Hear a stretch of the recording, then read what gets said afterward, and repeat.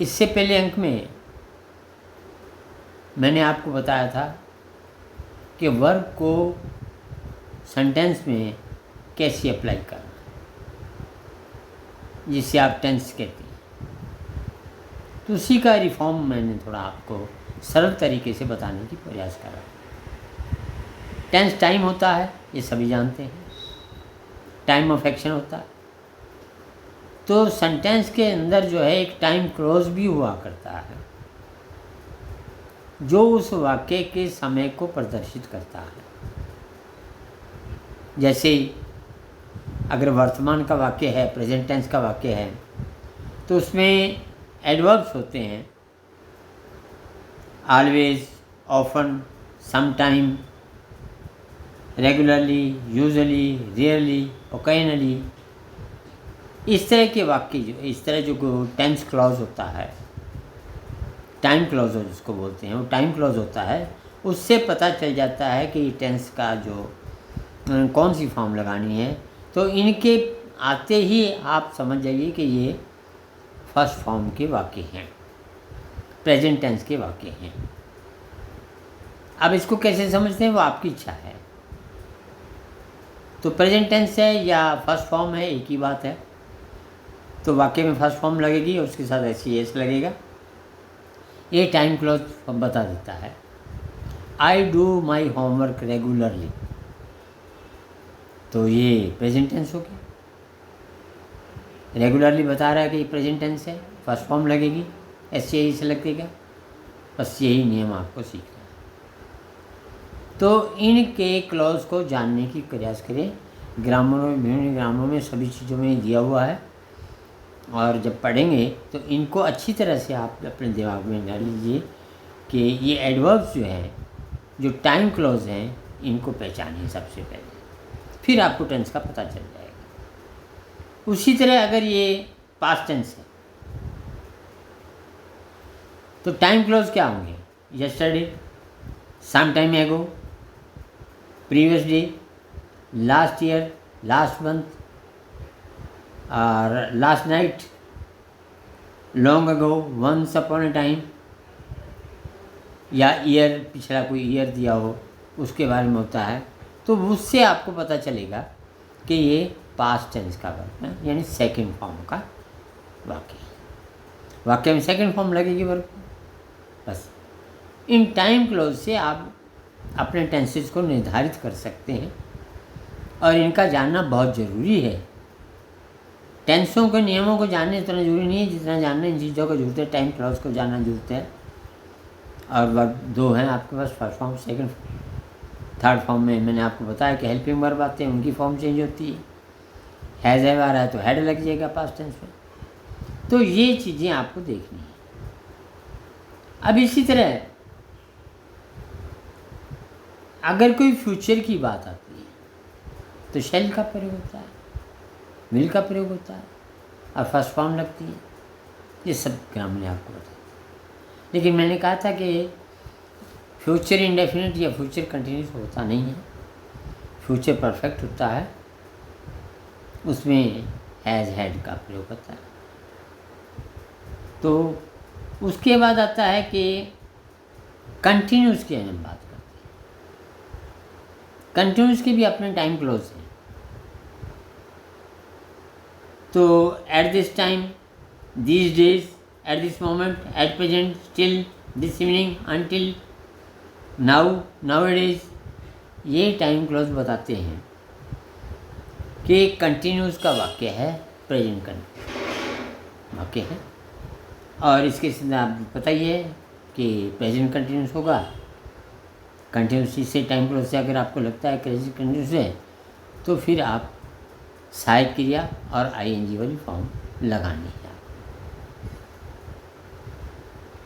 और इसी तरह इसके पास्ट टेंस में अगर एट दिस टाइम आता है तो एट दैट टाइम आएगा। एट दैट टाइम आता है तो पास्ट है। एट दैट मोमेंट आएगा, दोज डेज आएगा, टिल देन आएगा। ये सारे पास्ट टाइम के क्लॉज हैं, टाइम क्लॉज हैं। इनसे आपको पास्ट टेंस का पता चलता है। ये क्लॉज जानने बहुत ज़रूरी है। फिर आपको बहुत ही आसान हो जाएगा कि आपके वर्ब को कौन सी फॉर्म लगानी है। तो पास्ट कंटिन्यूस आ जाएगा तो निश्चित रूप से इज एम आर की सेकंड फॉर्म वाज वर होती है और आई एन जी वाला फॉर्म लगेगा। इसी तरह परफेक्ट टेंस के अंदर भी टाइम क्लोज बताते हैं क्या होते हैं। यानी हम जानते हैं कि परफेक्ट टेंस का मतलब है काम पूरा हो गया, तो उसके लिए just now, recently, so far, not yet, this week, month, year, till now, ये शब्द जब आते हैं टाइम क्लोज के तो ये परफेक्ट के लिए प्रयोग किए जाते हैं, ये परफेक्ट को दर्शाते हैं। तो ये प्रेजेंट परफेक्ट हो गया, हैज़ हैव लगाना है और आपको थर्ड फॉर्म का प्रयोग करना है। और अगर इसमें just then, that week, that month, that year, till then, इस शब्दों से परिचय होता है, ये शब्द होते हैं, तो ये टाइम क्लोज है पास्ट परफेक्ट का, यानी हैड और थर्ड फॉर्म का प्रयोग आपको करना है। तो इस तरह करके आप जो है देख सकते हैं। और मैंने कहा था कि फ्यूचर में फ्यूचर परफेक्ट टेंस होता है किसी एक समय में, अगले कुछ समय के कुछ दिनों में जो कार्य में आप समाप्त करने जा रहे हैं उसके लिए इसका प्रयोग किया जाता है। और इसके साथ क्या होता है, शैल, विल, हैव और third form, shall, will, have और थर्ड फॉर्म वर्ब की आती है। तो उसके लिए क्या होगा, by the end of this year, by the tomorrow, next week, I am going to complete my work, ये भी होता है। और I will have finished my work till tomorrow evening, ये सब टाइम क्लोज आपको बता देगा कि फ्यूचर परफेक्ट है। तो ये कुछ मैंने हिंट आपको जो बताए हैं, इनका प्रयोग करते हैं, टाइम क्लोज को आप देखते हैं तो आपको बहुत ही आसान हो जाएगा और फ़ौरन आप जो है टेंस निर्धारित कर लेंगे और वर्ब की अकॉर्डिंगली वर्ब की फॉर्म लगा देंगे। अब इसके बाद कंटिन्यूस, परफेक्ट कंटिन्यूस आता है। तो हैज़ हैव के साथ थर्ड फॉर्म होती है, बी की थर्ड फॉर्म बीन होती है, तो हैज़ बीन, हैव बीन आएगा। और चूँकि कंटिन्यूस साथ में है, परफेक्ट तो हो गया, has been, have been, perfect हो गया। कंटिन्यूस के लिए आईएनजी, तो वर्ब के साथ आईएनजी का प्रयोग आ जाएगा। तो उसको जो आप प्रयोग करते हैं, और पास्ट टेंस की है तो हैड बीन और वर्ब के साथ आईएनजी जाएगा। इस तरह करके आप इन टाइम क्लोज को अगर समझ लेते हैं तो फिर आप निश्चित रूप से आपको टेंसेस को समझना बहुत आसान हो जाता है। और जैसे मैंने पिछले अंक में बताया था उस हिसाब से आप कार्य करें, ग्रामर को अध्ययन करें, तो आप जो है वो अच्छी तरह इसको समझने का प्रयास कर सकते हैं। ये आपको समझ। अब कुछ और बातें हैं, सहायक क्रिया की बातें। आपने देखा कि टेंस के अंदर कंटिन्यूस है, परफेक्ट है, सहायक क्रिया थी। तो कौन कौन सी सहायक क्रिया हैं? एक तो वर्ब बी, प्रेजेंट है इज एम आर, पास्ट है वाज वर। दूसरी परफेक्ट की जो सहायक क्रिया है हैज़ हैव, प्रेजेंट की हैज़ हैव है और पास्ट की हैड है। ये आपको ध्यान रखना। ये हेल्पिंग वर्ब की जो है दोनों आपको लगाने हैं। और जब हेल्पिंग वर्ब आते हैं, हैज़ हैड के साथ हमेशा थर्ड फॉर्म आएगी। इस एम आर वाज वर के जो है कंटिन्यू है तो फिर उसके साथ आईएनजी वाली फॉर्म आएगी। ये उसकी सहायक क्रिया हैं, इनसे आपको अलग नहीं किया जा सकता, इनको लगाना बहुत ज़रूरी है। तो इसी तरह एक और है डू। डू भी एक है, व्हाट आर यू डूइंग, ये तो वर्ब हो गया। डू यू हेल्प मी, ये आप एक सहायक क्रिया होगी डू। तो इसके बारे में इसकी सेकंड फॉर्म में डिड है, तो उसके बारे में आपको जानना है। ये भी आपको जानना पड़ेगा, उसको अध्ययन करना पड़ेगा। ये आवश्यक है ये टेंसेस को निर्धारित करने के लिए। न केवल टेंसेस के रूल जानना नहीं है, बल्कि इन रूलों से हम और आसान जो है, इन बातों से हम और आसान तरीके से टेंसेस को समझने का प्रयास कर सकते हैं। इसके बाद आता है सब्जेक्ट और वर्ब का एग्रीमेंट। इन चीज़ों को समझने के बाद सब्जेक्ट और वर्ब का आपस में एग्रीमेंट भी बहुत जरूरी है, केवल टेंस नहीं, सब्जेक्ट और वर्ब का आपस में एग्रीमेंट होना, जिसको कनकॉर्ड भी बोलते हैं, बहुत जरूरी हो जाता है। तो इसके लिए दो टाइप की हैं, agreement of verb with subject और दूसरा है agreement of verb with subject according to the meaning. पहले अकॉर्डिंग टू मीनिंग नहीं आता, according to the person, number and gender. पहले में क्या है, according to the person, gender और नंबर, वो हमको देखना है। दूसरे में क्या है, अकॉर्डिंग टू द मीनिंग देखना है, वर्ब और सब्जेक्ट के एग्रीमेंट के लिए। तो सबसे पहले मैंने आपको बोला कि according to the number, verb singular, ये जो सब्जेक्ट है वो सिंगुलर पर्सन है या प्लूरल पर्सन है, एक वचन है या बहुवचन है, ये आपको निर्धारित करना पड़ेगा। अगर तो एक वचन है, सिंगुलर नंबर है, तो उसके लिए सिंगुलर वर्ब लगेगा, और अगर वो प्लूरल है, बहुवचन है, तो फिर बहुवचन की क्रिया लगेगी। फर्स्ट फॉर्म में तो ऐसे लग जाएगा, और कंटिन्यूस है तो इज एम आर में से कोई वर्ब के साथ, इसके सब्जेक्ट के साथ आएगा, और अगर परफेक्ट है तो हैज़ हैव में से कोई एक प्रेजेंट में आएगी। अकॉर्डिंगली पास्ट में है तो इज एम आर की सेकंड फॉर्म वाज वर्ब हो जाएगी, और हैज़ हैव की सेकंड में हैड हो जाएगी। तो ये अकॉर्डिंग टू दी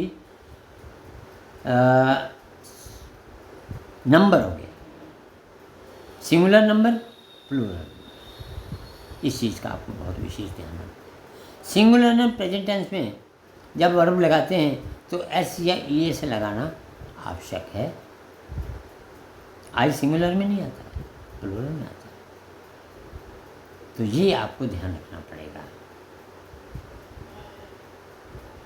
तो सिंगुलर नाउन जो है वो सिंगुलर नंबर लिखते हैं, और मैंने आपको बताया। और डिटरमाइनर्स भी कभी कभी जब लगते हैं, उससे भी पता चलता है कि वर्ब सिंगुलर लगेगा या प्लूरल लगेगा। ए एन का प्रयोग होता है, जी का प्रयोग होता है, इन सब से जो है हमें पता चलता है। ये आपको फैसला करना है कि वर्ब जो है, वो सब्जेक्ट जो है सिंगुलर है और प्लूरल है, उसके अकॉर्डिंगली आपको वर्ब सिंगुलर या प्लूरल एडजस्ट करना है। पास्ट टेंस में सिंगुलर प्लूरल नहीं होता है, सिंगुलर प्लूरल तो फर्स्ट फॉर्म में ऐसे लगते हैं, यह हेल्पिंग वर्ब जो है अकॉर्डिंगली होती है। तो अब कुछ ऐसे हैं कि हाफ ऑफ के साथ अगर काउंटेबल नाउन आता है, half of, HLF, half of के साथ अगर काउंटेबल नाउन आता है तो फिर प्लूरल संज्ञा लगेगी, ये प्लूरल वर्ब होता है। हाफ ऑफ के अनकाउंटेबल नंबर आता है तो सिंगुलर लगेगी। थोड़ा फिर समझ लीजिए, अगर हाफ ऑफ के साथ काउंटेबल आता है, ऐसा वर्ब जिसको हम गिन सकते हैं, ऐसा सब्जेक्ट जिसको हम गिन सकते हैं, वो आता है तो फिर तो लगेगी प्लूरल।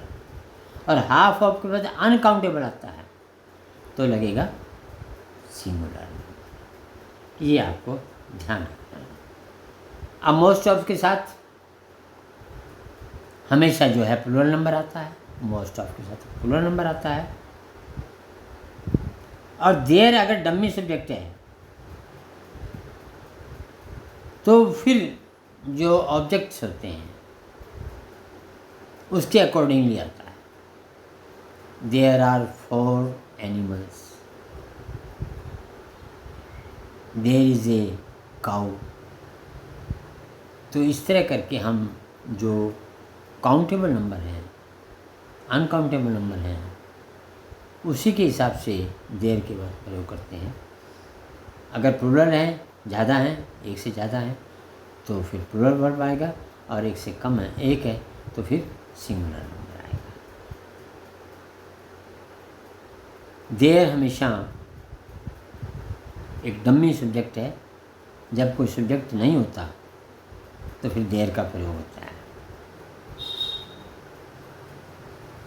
जैसे देयर वाज ए लायन, एक शेर था, लेकिन यहाँ सब्जेक्ट कोई नहीं है, केवल एक ऑब्जेक्ट है। तो जब ऑब्जेक्ट होता है और सब्जेक्ट नहीं होता तो देयर का प्रयोग होता है। और फिर वर्ब भी ऑब्जेक्ट की संख्या के अनुसार लगेगा, सिंगुलर या plural. There is a lion, there was a lion, there are 4 vehicles, इस तरह करके आप प्रयोग कर सकते हैं। और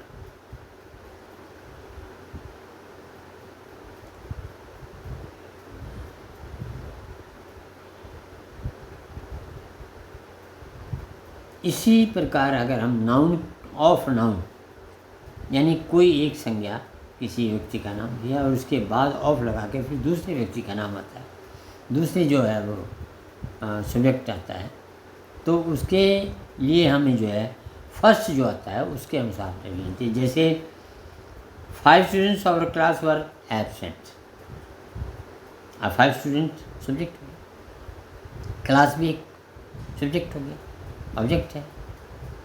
तो यहाँ 5 स्टूडेंट के अकॉर्डिंगली जो है वो हमने वर्ब को यूज़ किया है। बीच में ऑफ लगा हुआ है, 2 ऑब्जेक्ट के बीच ऑफ लगा हुआ है। ऑब्जेक्ट जब फर्स्ट आता है तो सब्जेक्ट हो जाता है, और लास्ट आता है बाद में आता है तो ऑब्जेक्ट हो जाता है। ऑब्जेक्ट ऑब्जेक्ट ही होता है, लेकिन फर्स्ट आएगा तो सब्जेक्ट और सेकंड में पार्ट में आएगा तो ऑब्जेक्ट होता है। ये थोड़ा समझने की बात है। सब्जेक्ट क्या है, ऑब्जेक्ट क्या है, बाद में चर्चा करेंगे। तो कई जो नाउन होते हैं उनके साथ एस जुड़ा होता है, करीब करीब एस प्लूरल नाउन के साथ आता है, बहुवचन के साथ आता है। जैसे गुड्स है, प्रीमिसेस है, थैंक्स है, मैनर्स हैं, बुक्स हैं। तो इस तरह करके हम जो देखते हैं, लेकिन फिजिक्स से ये सिंगुलर, इसके मतलब में ऐसा था, वो फिर प्लूरल वाला ऐसे नहीं है, वो ऑब्जेक्ट के नाम वाला ऐसे है। तो ये देख लेना कि अंत में ऐसे जाता है, वो ऑब्जेक्ट के नाम वाला ऐसे है या प्लूरल वाला ऐसे है, नाउन के साथ ऐसे जुड़ा है। नाउन अकेला होगा तो पूरा होगा उसका स्पेलिंग, एस जुड़ेगा तो प्लूरलिटी हो जाएगी। लेकिन कुछ कुछ जैसे हमने फिजिक्स की बात की है, एस जुड़ा है लेकिन अंत में वो नाउन का पूरा स्पेलिंग है, इसलिए उसमें सिंगुलर नंबर लगता है। तो कई बार क्या होता है कि आप ये बताना चाहते हैं कि भाई मैं हूँ, कौन पूछता है कि आप कौन हो, ये कौन है, तो मैं हम कह सकते हैं मैं हूँ, तो इट इज़ मी। क्या बोले, इट इज़ मी। इट जो एक डमी सब्जेक्ट आ गया, क्योंकि मैं एक हूँ और कोई क्रिया नहीं कर रहा हूँ, तो सब्जेक्ट क्रिया के लिए होता है, तो इट इज़ आ गया, इट इज़ मी। तो ये चीज़ें आपको थोड़ा ज्ञान करनी है, ग्रामर में पढ़नी है, विभिन्न ग्रामर में बताई गई हैं, उसको सिद्ध करना है। उन रूल्स को आप थोड़ा बहुत ध्यान कर लीजिए। सिंगुलर कैसे बनते हैं, प्लूरल कैसे बनते हैं, इसके विषय में मैं आप में बाद में चर्चा करूँगा आपसे, और इसको पूरी डिटेल आपको बताने का प्रयास करूँगा अगले अंक में। और अगले अंक में हम जानेंगे टेंसेस क्या है।